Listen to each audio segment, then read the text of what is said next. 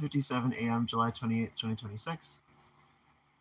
And yeah, it's a nice, cool day. Hooray, hooray. Mm-hmm. A nice, cool day. What should I put on for now?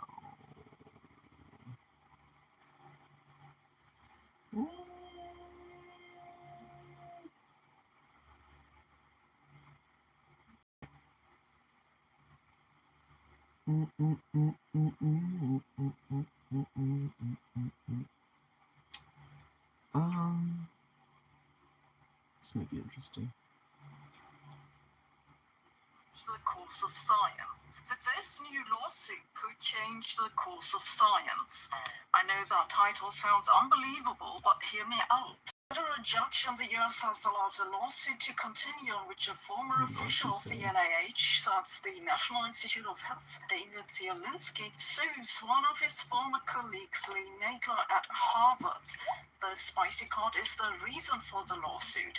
It's that Nadler allegedly repurposed NIH grants and falsely said he'd met objectives. Zielinski claims that Nadler bragged to colleagues about first applying for grants for his research center and then deciding what to do with the money. The reason this lawsuit could hit big is that this happens all the time. You see, the NIH and the NSF and a lot of national funding agencies globally have official rules that you must comply with, but everyone in academia knows their lip confessions, and most of what they write in the grant proposals is bullshit. You need timetables with milestones to be checked off and a statement of relevance for just exactly how your amazing research will benefit your country and so on. So they make up timetables and milestones and some reasons for why yet another nonsense solution to the black hole information pseudo problem will benefit the nation. I don't know whether the person who's being sued really bragged about basically lying in his grant proposal, but if he did it, it wouldn't remotely surprise me because I've had faculty members do the same thing. In academia, it's become entirely normalized. You don't have to take my word for it. Anonymous interviews among academics in Great Britain and Australia have also demonstrated that lies and exaggerations have become routine in proposal writing. Participants of the study refer to their impact statements as charades or made-up stories. This is not the first time that an NIH grant recipient got sued. There have been a handful of cases in the past years, but the earlier ones, like those at Duke and Cleveland Clinic, were more obviously fraudulent and concerned data falsification, image manipulation, or false affiliations. The new lawsuit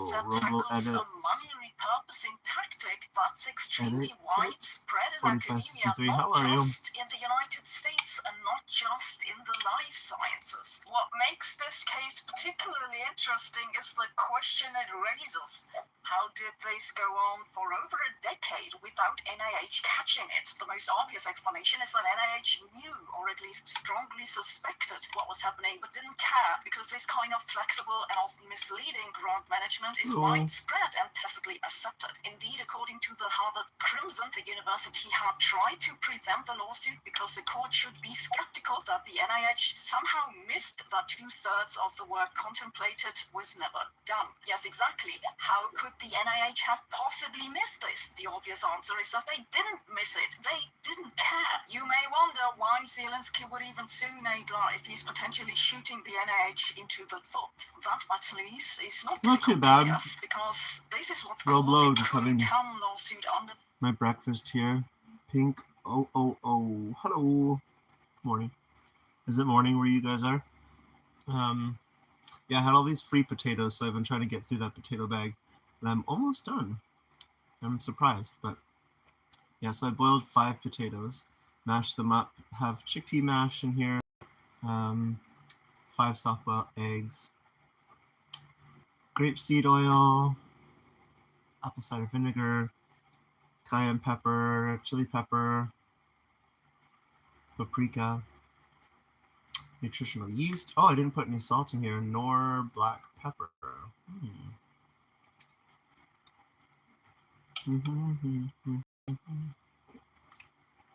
The American False Claims Act. The whistleblower, in this case Zelensky, sues on behalf of the US government.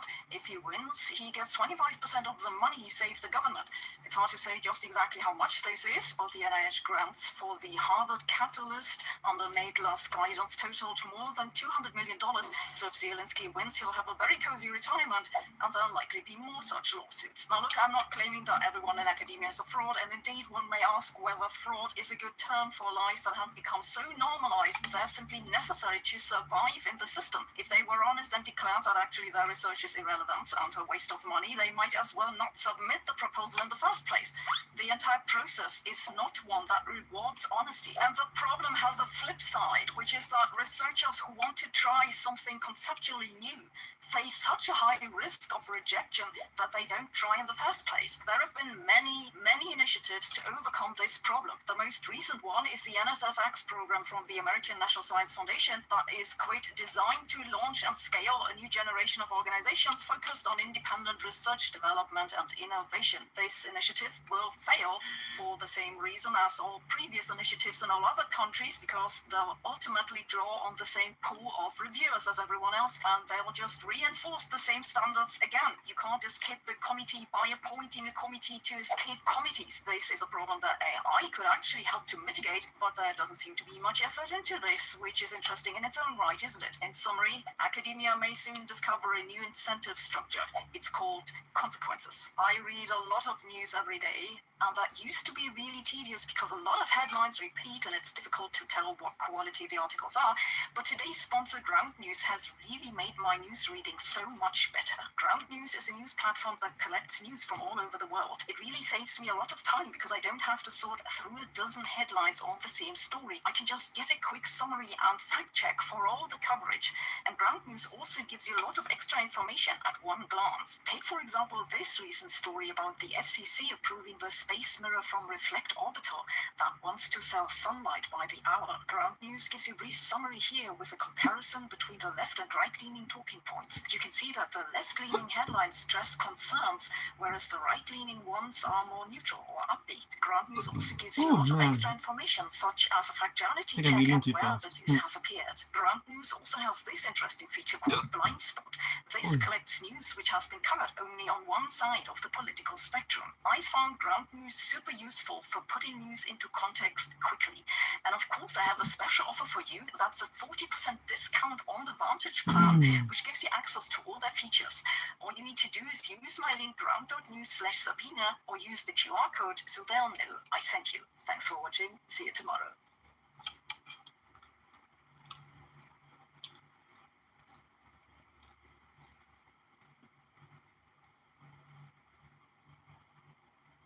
Ice rinks funded in part by the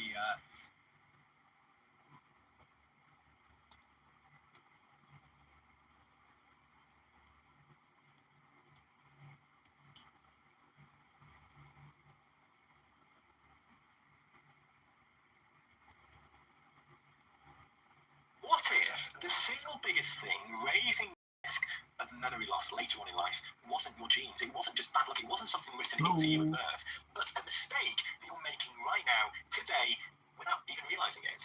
Because that is roughly where the science has landed on this particular point. The biggest reviews of the evidence suggest that up to around 45% of dementia, so nearly half of all cases, could be prevented or delayed by things that we have real control over. We dementia and memory loss, I know they're not the same thing, but we tend to picture these things as, the way we picture cancer. It's just bad luck that either finds you or it doesn't. It's just one of those things that happens when you get older. But the thing is, around 4 in 10 cancers in adults are preventable as well, and dementia sits in exactly that same bracket. So what I'm going to do in this video is walk you through 3 mistakes that people commonly make in their 50s and 60s that very slowly stack the odds against your brain. I'm going to explain what each one does to your brain, and then right at the end, I'm going to give you the number 1 mistake, the one that surprises almost everybody that I tell it to, and the one that I would fix first if it was me or my own family. My name's Dr. Alex. I'm here to help you cut through all of this noise and help you live a longer and healthier life along the way. Now, I've said this a few times in recent videos, but remember that modern life is built to make you sick very slowly, and modern medicine is built to meet you there once it has already happened, like a heart attack.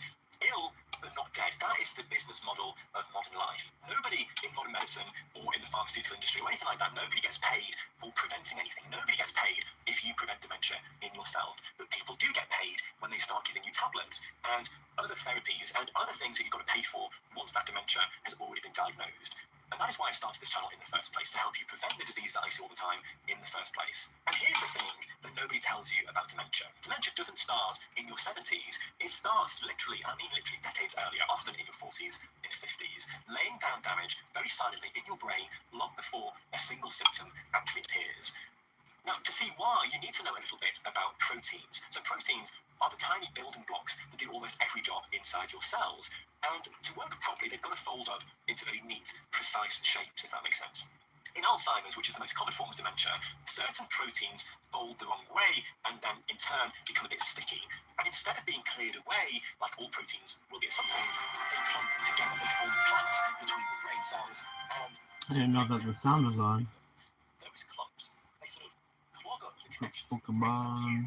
Hi, Jane. and over time, the cells How are you? This is what builds up very early on, decades before a diagnosis actually appears. And the thing is, when we actually scan the brains of healthy volunteers, or when pathologists actually examine the brain after death, they find these sticky proteins literally accumulating 10, 15, even 20 years before that person ever had a problem with their memory. So by the time the symptoms start to show, that process has been... Okay, let's see him. Let's get this guy. Let's kill him.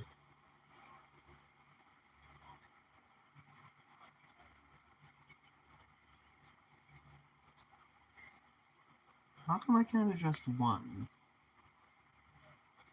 That's weird.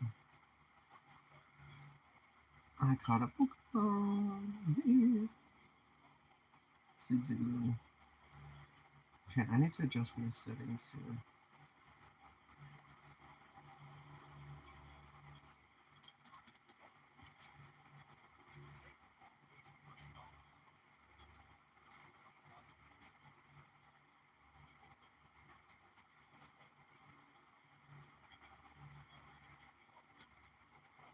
The same lifestyle habits as you would before, then this is the first mistake to know about. Letting your blood sugar drift up year after year and treating it as a normal part of getting older is honestly one of the most common things I see, and your brain really doesn't like that. How many people you know with diabetes or pre-diabetes now? It just feels normal, doesn't it? Almost sort of background noise. Oh, everybody gets diabetes these days. But this is a serious disease, and it was rare in the decades before ultra-processed food and machines that now do everything for us. Back then, so back in the age of your great-grandparents or whatever, we ate real whole foods and we moved all day, every day. And that is exactly what protects against the high blood sugar. Even today, in parts of the world, people are active from morning until night and aren't living on packaged food. You barely see pre-diabetes or type 2 diabetes in these parts of the world at all. And here's what high blood sugar does to your brain. So when it runs high for very long periods, like years, the excess sugar sticks to the proteins all over your body and damages them. And it is especially hard on the tiny, delicate blood vessels that feed your brain, starving smaller regions of the oxygen and the nutrients that they need. On top of that, the insulin resistance behind high blood sugar seems to stop your brain cells taking up and using energy properly. That link is strong enough that now some doctors actually call Alzheimer's type 3 diabetes to capture how tightly blood sugar and brain health are tied together. This is where a very simple annual blood test earns its place. It's called HbA1c. Most of you will know that. And it measures your average blood sugar over the past 2 or 3 months by looking at how much sugar sticks to the protein in your red blood cells. So one good day or one bad day, can't fool it, is an average over 3 months. And the reason it matters so much is that insulin resistance builds for years, often starting when you're much younger, long before you feel a single thing.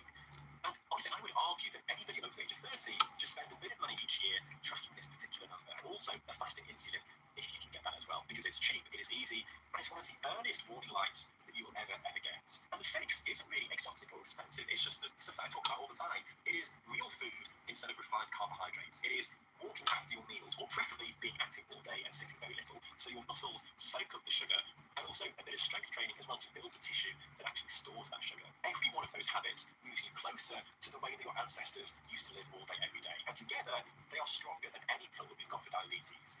You know, those things I talked about, so moving regularly, strength work, and cutting out ultra-processed foods is more powerful than metformin, which is the most common drug that we prescribe for diabetes. The next next mistake is so gentle and so reasonable that good and sensible people fall into this without ever noticing.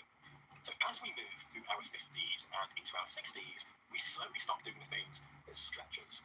Maybe that's the hobby that used to challenge us and frustrate us. That hobby gets pushed to one side because we're busy, or we just don't feel like it these days. Or maybe the circle of friends that we used to see every week gets smaller and smaller as people move away or drift out of touch, and we don't quite replace those friends. And bit by bit, the physical stuff gets easier as well. So we take the car instead of walking, and we use the lift or the elevator instead of taking the stairs. And obviously, I understand why this happens, because life is tiring and comfort is right there for the taking. And after decades of hard work, it feels like something that you've earned. Why should I always be walking up the stairs at the age of 60 when I've got the elevator instead? I get it. But the thing is, your muscles and also your brain works on a strict use it or lose it basis. Think of the connections between your brain cells like paths worn through a field, like a big wheat field where people walk all the time, and there is a distinct path where people walk. Every time you learn something that's really difficult, or you have a proper back and forth in a conversation that makes you think, or you push your body past what feels easy, you walk those paths and keep them really clear. And you even wear in new paths as well. But if you stop using those paths, like any path across a field, then they will just grow over, those paths will disappear. That is how you build what's called cognitive reserve, which is a kind of buffer, and it's sort of why two people with the same physical changes in the brain can have completely different symptoms, because the one with more reserve can absorb more damage before anything shows. The very soft and comfortable and isolated life strips away the exact stimulation the aging brain needs the most. The people who stay sharp into old age are over and over the ones still doing things that challenge them. So that might be joining a dance class, or a circuit training class, or a Pilates class, or something like that, or picking up a new language, or doing puzzles, or reading every day, learning an instrument. It is never too late to learn how to play something. I play the drums and guitar, and I've not done that for a good few years, but I fully intend on picking those back up later on in life. Or it could just simply be staying in the thick of other people's company and remaining really socially active. Anything that makes your brain work a bit harder than it actually wants to absolutely counts here. And then finally, we've got the number one mistake that so many people make. If I could get everybody over the age of 50 to do one single thing for their brain, it would be this. And it's one that almost nobody guesses. The biggest single modifiable risk factor for dementia, according to the major Lancet Commission that literally pulled together the best evidence we have, is untreated hearing loss in midlife. This one really does hit close to home for me, because both my dad and my father-in-law have pretty bad hearing. My dad spent, he still is a paramedic, he spent his whole working life as a paramedic with the sirens going on full blast. And then my father-in-law, Paul, he's a builder, and used to be a farmer as well, who has used power tools for decades, and he has never worn ear defenders, no protection for his ears at all, no matter how many times people have told him to put them on. So I've watched up close what fading hearing does to somebody. Now, I'm not saying that they've got dementia, obviously I'm not saying that, but it's very clear in conversations that they can't hear as well as other people their age. And here's how it damages the brain, and there are two parts to it. So the first one is that when your hearing starts to go, and it usually fades so gradually that you don't actually even notice it, your brain has to work far harder to make sense of every muffled, half-heard word. That constant effort drains resources away from memory and thinking, and it literally runs all day, every day for years. The second one, and this is the bigger one, people whose hearing is fading slowly pull away from the world around them. Conversations become tiring and a bit embarrassing sometimes, so they stop going to the noisy family dinner, they stop phoning friends, they stop joining in conversation, and they retreat into a smaller, quieter life. That withdrawal, that lack of stimulation and connection, is exactly the soil in which cognitive decline takes root. This Lancet Commission, and I'll put a link in the description below for you, it found that hearing loss accounts for a bigger slice of preventable dementia than almost any other single factor that we know of. So those are the three mistakes, and it'll be really interesting to hear in the comments how many of these resonate with you personally. But let me just be really clear. These modifiable factors added together, are thought to account for up to around 45, maybe half, 50% of dementia cases, which is a huge and hopeful share. These are the things that we can change. But it obviously also means that the rest still comes down to age and genetics and things that we cannot control. So nobody watching should feel guilt or blame. If you have memory loss or dementia, and you have, accounted for all of these things, you've really led a great life, then it could just be one of those things that was going to happen to you anyway. Like I said, it only accounts for around up to half of cases. The whole point of this channel and everything I talk about is trying to increase your odds, trying to stack the deck in your favour by doing things that we can control. Remember, treating your hearing keeps you in the conversation, it keeps you engaged, it keeps you connected to other people. And connection is one of the strongest protectors of the brain that we actually have. Treating your hearing, which is gradually fading, just as a bit of vanity or something to put up with while you turn the telly up louder and louder every year, that is the real mistake. getting it checked is really, really easy. Most high streets have a hearing centre or opticians that will also check your hearing as well, or a pharmacy that also checks your hearing. Loads of places do it. It is quick, it's often free, or at least very, very cheap. Hello, It's how one of are the best you? investments in your health that you can make. So if you take just one thing from this video today, it might be as simple as booking a hearing test, especially if you've caught yourself turning up the volume or asking people to repeat themselves more than you used to. And I would say if you're over the age of 50, even if you think your hearing is okay, just book a hearing test anyway, because it might surprise you, and they may be able to treat something that you didn't know you had, or give you some advice, or at least that could be the start of an annual hearing test, so they've got a baseline to work from. And please remember, none of these three is the whole story on its own. It is all of it together, along with your sleep, your movement, your diet, your blood pressure, and staying connected to the people around you, compounded over years and decades. That is honestly what really tilts the odds in your favour. You don't have to fix everything at once, and honestly, you should really try to pick the one that speaks to you the most and take a single small step towards that mistake this week. So if that's booking a hearing test, or going for a walk after dinner to try and lower your blood sugar spike, or ringing an old friend, then that is a real start, and the rest can follow on in time. Now, if you've got questions about any of this, then please leave them in the comments below, and I will honestly try to reply to as many as I can, but I do read all of them, and they shape what I cover in the next few weeks of videos. And if you've got a parent or a partner who's been struggling to hear, or they say pardon all the time, or what did you say, then just share this video with them, or tell them what you've learned from this video, and hopefully we can help as many people as possible. Thank you so much for watching, and I'll see you next time.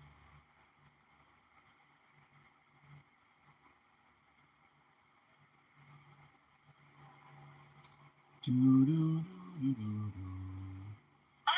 I think they really want to wreck cities, and they'll be and wreck our country, and they'll be standing on top of the wreckage, ginning up the stupid, the poor, the homeless, the drug addicts.